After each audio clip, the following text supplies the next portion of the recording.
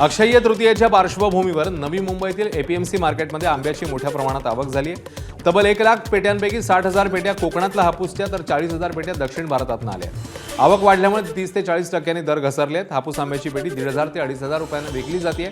अवकाळी पावसाचा फटका बसल्यामुळे यंदा हापूसचा हंगाम 15 मे पर्यंतच मर्यादित राहण्याची शक्यता आहे। अक्षय तृतीयेच्या निमित्तानं एपीएमसी मार्केटमध्ये आता मोठ्या प्रमाणामध्ये आंब्याची आवक झालेली आहे। मी सध्या वाशील आहे, तुम्ही पाहता की त्या संपूर्णपणे पेट्या आहेत त्या आंब्याच्या आणि कोकणामधून आता हा जो आंबा आहे तो अक्षय तृतीयानिमित्त जवळपास 60 ते 65 हजार पेट्यांची आहे ती आवक झालेली आहे। कोकणामधील रत्नागिरी असेल, रायगड असेल, सिंधुदुर्ग असेल, या तिन्ही चारही जिल्ह्यामधून आहे ते मोठ्या प्रमाणामध्ये आंब्याची आवक झालेली आहे। उद्या अक्षय तृतीया आहे।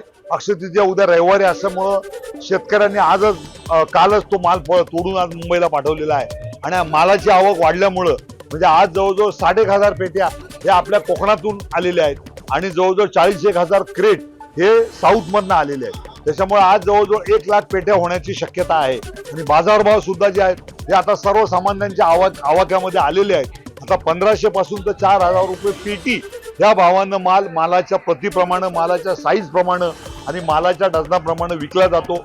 आवक मोठ्या प्रमाणात वाढलेली आहे, त्यामुळे आंब्याचे रेट कमी झाल्याने खवय्यांना ही चांगली संधी आहे। विनायक पाटील, एबीपी माझा, नवी मुंबई। एबीपी माझा, उघडा डोळे बघा नीट।